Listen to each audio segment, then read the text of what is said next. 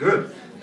First, I'd like to thank you very much for the invitation. It's been a very interesting conference, and I hope that I can present you some interesting ideas to you as well on the social dimension in Switzerland, and some experiences and some policies we have. So that's the content of my presentation. First, I maybe should speak a little bit about the Swiss higher education area, how it works, what kind of universities we have, so that you can better understand the rest I'm going to present you. Then I want to talk about access and affordability, and specifically about the referendum we initiated about state grants. They are need-based. Maybe you can take some ideas from there. My second point will be on gender equality, but I think what I will say will also hold true for things like ethnicity and access to studies, migration, issues like that, and finally some remarks on counseling and advising. But maybe first, for VSS-UNES-USU, we are the official students' representation body in Switzerland. We have 12 member unions from the local universities. We're representing the over 200,000 students in Switzerland. So, first, to tell you something about our higher education system, you should understand that we have 4 working languages, and we have universities in 3 of them. So the systems very much differ. Some of them are more close to the German universities, some are more close to the French universities. Overall, we have 10 universities, 10 federal institutes of technology, and 10 universities of applied science. The difference there is that while universities of applied science, they aim to teach a profession, or they aim to teach professional skills, while the universities and the federal institutes of technology are more research-based. They try to teach research and science as such. And the federal institutes of technology, you might have heard of them, they are basically universities that only offer degrees and studies and research in technical, engineering, natural science fields. So almost all of our universities are owned, financed and overseen by the cantons. Those that are the 26 administrative districts in Switzerland, that they're quite independent from the federation. And the universities are very often quite independent, either overseen by a university board or by the university administration. We have tuition fees in Switzerland. They differ from around 2,800 to 11,000 liters per year. Many universities have somewhat higher degrees for foreigners, than the standard degrees. Most students at universities and federal institutes of technology aim for a master's degree. Most students at the universities of applied science aim for a bachelor degree. So that is somewhat arbitrary. This is constantly changing, and yeah. And one last thing about Swiss universities, the admission is usually automatic if you hold the appropriate degree. So if you hold a bachelor's degree, you can automatically progress to master's degree without any further tests. If you have the appropriate secondary education degrees, you can automatically advance to the universities. So let's go on to the grant system in Switzerland. I think that could be of interest to you. We have a referendum at the moment going on in Switzerland. First, maybe, what is a referendum? I've seen you had some of them as well in Lithuania. In Switzerland, 100,000 citizens out of 7 million can demand to change the constitution. That is very often used by parties and associations whose demands are not met by parliament, such as our association of students with our demands on the grant system. And the referendum has to be approved both by the majority of voters and by the majority of cantons. So today's grant system gives need-based financial support to about 8% of students in Switzerland. They receive it from the cantons, and our first demand is that this number should be higher. We believe that it should be around 20% of students who receive need-based grants, so that everybody has equal access. Our second demand is that they are no longer depending on where your parents come from. Our problem is that the grant system is based by the administrative districts, and they decide on how high they are, what are the conditions that have to be met that you will receive financial support. And this is a huge problem for us, because we feel that if your parents live in the east side of the country, for example, or if they live in the western side of the country, this can make a huge difference in the grants, and sometimes you would receive money if you lived in the other side of the country, and this just strikes us as patently unfair, and we would like to change that and have it regulated by the federal authorities. And the third point is that very few of our grants actually permit a minimal living standard. That means that most students who receive a full grant have to work in excess of that. That is fine for most students, but in many classes you cannot work beside that. You cannot work part-time because your studies are full-time, 5 days a week. Then you simply cannot work to finance yourself as well. So yeah, the goals of a referendum is set before national alignment of the grant system. That is foremost very important to us. Second, we feel that everybody should have access to higher education areas, was said the speaker before me.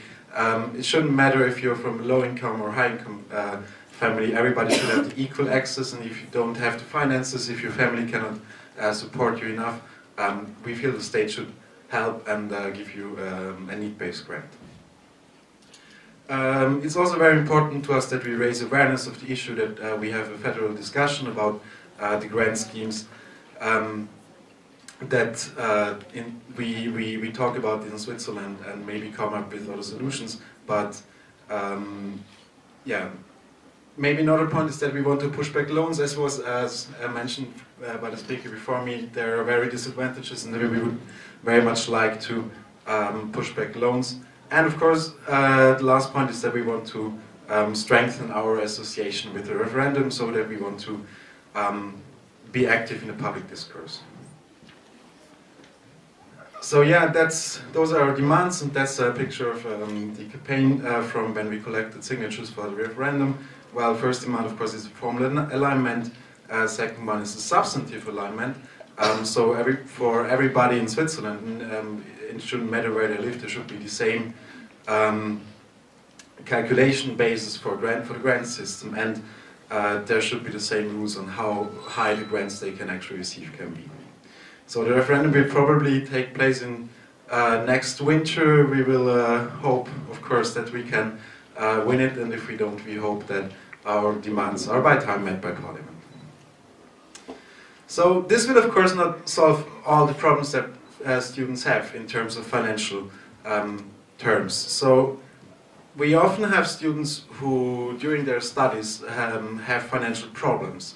That say they have to go to the dentist and cannot pay the bill, or their parents lose their job, so they won't get a state-funded grant in time. And now I want to talk about some solutions for that, what universities and students' associations can do to enhance the situations of students who are, well, actually very bad off at the moment, and in danger of having to quit the studies. So one thing they can do is simply reduce or waive the tuition fees. This can often enhance the situation of students quite a lot, because the tuition fees are quite a huge bill, and you have to pay them in time or you get thrown out of the universities. So if you have a financial hardship, some universities, either by a decision from the university administration or by a committee decision, reduce or even waive the tuition fees for those students. A second thing that you can implement, that all of our universities have actually implemented, is a system of loans and grants for those students. So there are more or less three things you can do. First, there are subsidiary long-term grants. For example, the Federal Institute of Technology in Zurich has that. I will talk some more about how that works later. Second idea is that you introduce subsidiary short-term grants and loans. That's, for example, my university, University of Bern, has such a scheme. And the third idea is short-time loans, such as the University of Zurich has implemented. So, subsidiary long-term loans. And Federal Institutes of Technology offer grants of up to 1,000 francs, well, 2,800 liters. That's about half the money you will need each month in Switzerland, where the costs of living are quite expensive. To students who do receive state grants, but where the state grants are not adequate for the living costs in Zurich. And yeah, the whole system is administrated by a university agency. It's also wholly funded by the university, and it's about 1 to 2% of students who can profit from that. And the Federal Institutes of Technology said that they actually want everybody to be able to study there. So that is a scheme that allows students who do not receive adequate financial aid to pursue their studies. The second idea are subsidiary short-term grants and loans. That's from the local students' union I'm coming from. We have a fund for students in financial troubles. The fund can give grants and loans of up to 5,000 francs, about 14,000 liters. We have about 20 to 50 recipients per each year. And the whole is administered solely by students. A student committee is elected by the Council of Students. They can give those need-based grants and loans. The policy is that if they see that you can actually pay back the money they give you in some appropriate times after your graduation, they will give you a loan interest-free. If they feel that this will not be the case because you already have huge loans taken from banks, or they think that you probably will not find a well-paying job in time, they will give you a grant and you don't have to pay it back. The whole system is financed here through interest from fortune that we have made over time, and from a contribution from the university's own social funds. A third idea that can help a wide range of students is to give them just short-term loans. Such as when you're in a case of emergency, or financial emergency, say the state grants have not been paid out yet. Because this can sometimes take in Switzerland up to 2 years. It happened to me because my father is working on his own, and sometimes the tax procedure can take quite a long time, but before his tax papers are back, I cannot get financial grants from the state. So I could have, in that situation, went to the university and said, hey, sorry, I need to live, but my state grants have not come in yet, so could you please give me a loan? And they will do that without much bureaucracy, and they actually can help a huge number of students with those very short-term loans. So, to come to my second point, gender equality, and as I said before, keep in mind that this, for example, also holds true for students from other underrepresented groups. The problem is that we have about over 50% of students are female, but only 18% of the full professors are female. So there seems to be a kind of problem here. And we believe that, well, first, the reason why that is so is that first, often we have conscious discrimination. Very luckily, this is getting pushed back, but there still are full professors who feel that they don't want to work with female professors, and they will do anything that they cannot get a job. There's also, of course, unconscious discrimination, and we have to raise awareness of unconscious discrimination against women, and in some fields of studies also against men. The second point is that careers are often obstructed by academic working conditions. This holds true for men and women. But a little bit more for women, because very often they will be the primary child carers, they will give the primary care to childs, want to work part-time and not full-time and things like that. And third thing is that on aggregate, women have more reservations towards academic careers. And as I said before, all those things actually hold true for, say, migrants who come into this country to study and want to pursue then an academic career. So, to give you some idea how you can tackle those discriminations. First, I believe you have appointment committees as well for full professors. Yeah? Well, one idea to do that is to look that women are not discriminated against in the appointment committees. You can, for example, appoint a gender expert into those committees who then is actually trusted by everybody in the committee and trusted by everybody in the administration, and can then say, hey guys, that's actually discrimination what you're doing here, and the people in the committee will think about it, hopefully, and come up with a better decision. Second policy that we have is mentoring female master and PhD students. The idea behind that is that we want to enable women, and in some fields men as well, of thinking about academic careers, and that they have actually people where they can go to and ask about their questions about academic careers, ask how they can handle, say, childcare, or how they can handle, well, really anything that is complicated about academic careers. A third idea is that you, well, enhance the working conditions in academia. For example, you could implement jobs where full professors only have to work, say, 80%, 4 days a week, and an assistant paid by the university will work 2 days a week for them and help them with their duties, so that they can actually do everything that a full professor should do in his or her time, but can then take 1 day off and care about the children. Another thing is that you simply instate childcare. I don't really know about the situation in Lithuania, but in many Swiss cities this is a huge problem, because you have to wait years until you get a childcare place. And if the universities are active here, they can actually give you a childcare place as soon as you arrive in Switzerland, or as soon as you have a baby. This will enhance the situation of many young parents in academia. So these are some ideas on how you can tackle discrimination. Well, first, the very conscious or unconscious discrimination in appointments, and then as well the different approaches to academic career that can arise between different groups. Another thing is, and again this holds true for pretty much all underrepresented groups, what we call horizontal segregation. We see that, say, in machine engineering we have only 10% female students, and in veterinary medicine we have over 80% female students.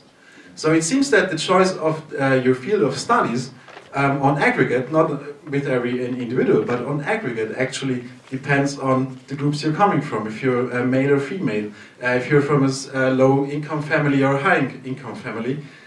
And we believe that we should actually tackle that, and I want to maybe show you some examples of an awareness campaign on gender we did actually last year, to show the people that there seems to be somewhat, that it doesn't seem quite to get up if you have, yeah, 10% female students in engineering, but 80% in veterinary medicine. So here, that's me. I don't actually study economy, I study philosophy, but I'm just the photo model here.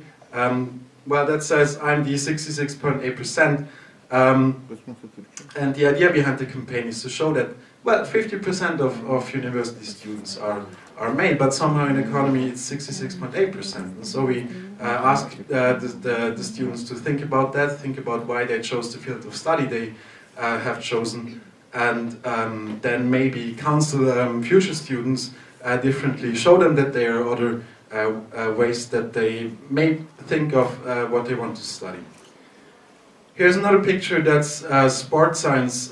We have my friend Tom, who is very happy because he's in the majority, and my friend Anja, who is not that happy because she's a very much underrepresented group in that field of studies. So finally, let me give you some remarks on counseling and advising. As I understand, that is an issue you're currently talking about, what you can implement as studies. And here you see some ideas on where students might actually need counsel and advising. First, legal aid, I heard that you actually have that. Then, of course, we have financial issues that students have to be counseled very often. Some of them don't know where they can get state grants, how they can apply to them. Sometimes you will have foundations that give out grants and loans to students with a particular background, and students have to be made aware of that, and we might also want to help them write the letters to those foundations. Students will have psychological issues, such as they will have stress before exams. They might use non-appropriate learning techniques. But we have students with disabilities. where of course individual counseling, as you mentioned before, is probably the best way of how to deal with that. We have course guidance. Students should be able to know which classes they have to take, or which classes they would most benefit from with the field of work they want to pursue when they graduate. And of course we have career advising. So those counseling and advising, they can happen in different shapes. First, they can be student-based. Law students can counsel other students on legal issues. Students in higher semesters can give course and career guidance to students in lower semesters. They can be university-based. Many universities have officers that are specialized in certain fields of aid and counseling. And third, they can come from an independent government agency. They can be either they can be formally connected to the university or not. Most of them will not be, just to ensure that they're independent, that and that the students can go there and be anonymous towards the university. So I want to give you some example of how this can work. I think I won't have to talk about that very long, because you have a very similar system, as I understand. Legal aid at the university I'm coming from, we have an officer who has a master's degree in law, who organizes the whole thing. He's paid, well, by an endowment, by an inheritance our student union get. That is very lucky, so we don't have to pay him. Besides that, we have volunteers who help with the very basic, less urgent legal issues that might arise in everyday life of students, and the officer will help with the more urgent, more complicated problems. So another example is psychological counseling in Bern. Well, yeah, that's pursued by an independent government agency. It oversees all 3 universities in the canton of Bern, helps students there, and is paid by the government, but it's very independent from the universities. So say a student Z failed an important exam, and she's well, very upset about that and doesn't really know how to deal with the situation. So Z will go to the agency and ask for counseling, and they will make monthly appointments. And to give you an idea how that can go, what issues can come up, say the counselor said first talk about learning schedules, and said has to learn first that you maybe schedules are sometimes a good idea, at least for SET. And so SET and the counselor come up with daily and weekly learning schedules to better help SET keep track of everything she has to do during the week, from work over private life to learning for the exams. Second, they will look into how SET learns. The counselor sees that SET learns best with visual stimuli, so they talk about how SET can use that in learning, and maybe say work with mind maps, where you draw and connect the words that you have to learn and the terms that you have to learn. So third, then it comes out in the second semester of this year, SET is also afraid of the exams. Because SET is afraid that when she fails the exam, she will have to leave the university and cannot pursue that degree again.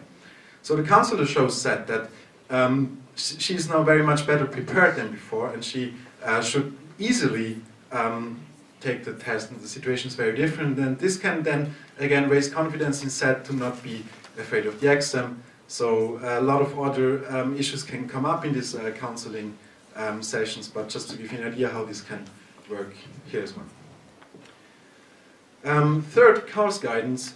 This is also very important, I believe. It is mostly done in Switzerland by designated teaching personnel, either full professors or assistants, young academics. It helps with all study-related questions, and has to ensure that all students have the right understanding of the appropriate rules and the curriculum. For example, we have students who is not sure which classes would best fit her to ensure the best preparation for a master's thesis. Say she wants to write about, I don't know, law in the Roman Empire, and now wants to look at which other law classes could best fit into that schedule. So the assistant, the counselor, looks into the classes with her and shows her which she could best benefit, and so she has a better understanding of what she should do in her studies. Another example would be that a student is very unsure of which classes he has to take to finish his studies, so the professor helps him look at it and, if appropriate, decides which classes he has to take. I forgot to mention those counselors also have some decisional power on what students have to do. So that's it, that was my presentation.